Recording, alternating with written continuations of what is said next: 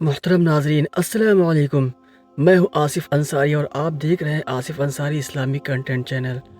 محترم ناظرین، آج کا یہ واقعہ ہمارے پیارے نبی محمد صلی اللہ علیہ وسلم کے ایک مشہور صحابی حضرت بلال حبشی رضی اللہ تعالیٰ عنہ کا اسلام لانے اور مصیبتیں برداشت کرنے کے بارے میں ہے۔ آپ ویڈیو کو پورا دیکھیے گا، پورا سنیے گا، اس سے آپ کا ایمان تازہ ہوگا۔ انشاءاللہ ضرور اچھا لگے گا، ویڈیو کو پورا دیکھیے۔ حضرت بلال حبشی رضی اللہ تعالیٰ عنہ مشہور صحابی ہیں جو مسجد نبوی کے ہمیشہ مؤذن رہے۔ شروع میں ایک کافر کے غلام تھے، اسلام لے آئے جس کی وجہ سے طرح طرح کی تکلیفیں دیے جاتے تھے۔ امیہ بن خلف جو مسلمانوں کا سخت دشمن تھا، ان کو سخت گرمی میں دوپہر کے وقت تپتی ہوئی ریت پر سیدھا لٹا کر ان کے سینے پر پتھر کی بڑی چٹان رکھ دیتا تھا تاکہ وہ حرکت نہ کر سکیں، اور کہتا تھا کہ یا اس حال میں مر جائیں اور زندگی چاہیں تو اسلام سے ہٹ جائیں، مگر وہ اس حالت میں بھی احد احد کہتے تھے، یعنی معبود ایک ہی ہے۔ رات کو زنجیروں میں باندھ کر کوڑے لگائے جاتے اور اگلے دن ان زخموں کو گرم زمین پر ڈال کر اور زیادہ زخمی کیا جاتا تاکہ بے قرار ہو کر اسلام سے پھر جاویں یا تڑپ تڑپ کر مر جائیں۔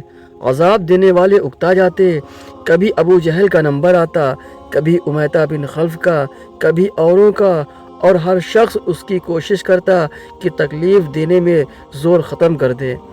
حضرت ابوبکر صدیق رضی اللہ تعالیٰ عنہ نے اس حالت میں دیکھا تو ان کو خرید کر آزاد فرما دیا۔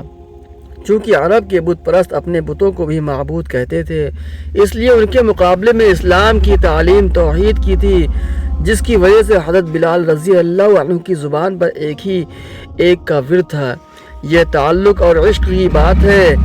ہر جھوٹی محبتوں میں دیکھتے ہیں کہ جس سے محبت ہو جاتی ہے اس کا نام لینے میں لطف آتا ہے، بے فائدہ اس کو رٹا جاتا ہے، تو اللہ کی محبت کا کیا کہنا جو دین اور دنیا دونوں میں کام آنے والی چیز ہے۔ یہی وجہ ہے کہ حضرت بلال رضی اللہ تعالیٰ عنہ کو ہر طرح سے ستایا جاتا تھا، سخت سے سخت تکلیفیں پہنچائی جاتی تھی، مکہ کے لڑکوں کے حوالے کر دیا جاتا کہ وہ ان کو گلی کوچوں میں چکر دیتے پھریں، اور یہ تھے کہ ایک ہے کہ رٹ لگاتے تھے۔ اسی کا یہ صلہ ملا کہ پھر حضور صلی اللہ علیہ وسلم کے دربار میں مؤذن بنے، اور سفر میں بھی ہمیشہ اذان کی خدمت ان کے سپرد ہوتی۔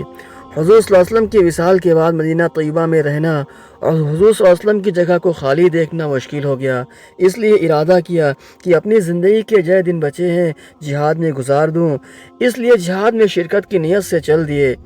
ایک عرصہ تک مدینہ منورہ لوٹ کر نہیں آئے۔ ایک مرتبہ حضور صلی اللہ علیہ وسلم کی خواب میں زیارت کی۔ حضور صلی اللہ علیہ وسلم نے فرمایا، بلال یہ کیا ظلم ہے، ہمارے پاس کبھی نہیں آتے۔ تو آنکھ کھلنے پر مدینہ طیبہ حاضر ہوئے۔ حضرت حسین رضی اللہ تعالیٰ عنہ، حضرت حسن رضی اللہ تعالیٰ عنہ نے اذان کی فرمائش کی۔ لاڈلوں کی درخواست ایسی نہیں تھی کہ انکار کی گنجائش ہوتی۔ اذان کہنا شروع کی اور مدینہ میں حضور صلی اللہ علیہ وسلم کے زمانے کی اذان کانوں میں پڑھ کر کوہرام مچ گیا۔ عورتیں تک روتی ہوئی گھر سے نکل پڑیں۔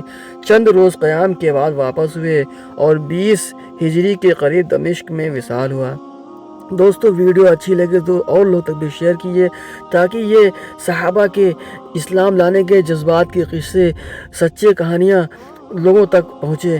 ہم تمام جھوٹی کہانیاں سنتے رہتے ہیں اور تمام سوشل میڈیا پر شیئر کرتے رہتے ہیں، یہ اسلام کی سچی کہانیاں ہیں۔ دوستو زیادہ سے زیادہ لوگوں تک یہ سچی کہانیوں کو پہنچائیں اور ویڈیو کو شیئر کیجیے، لائک کریے، کمنٹ کریے اور ہمارے چینل کو سبسکرائب کریے۔ السلام علیکم ورحمۃ اللہ وبرکاتہ۔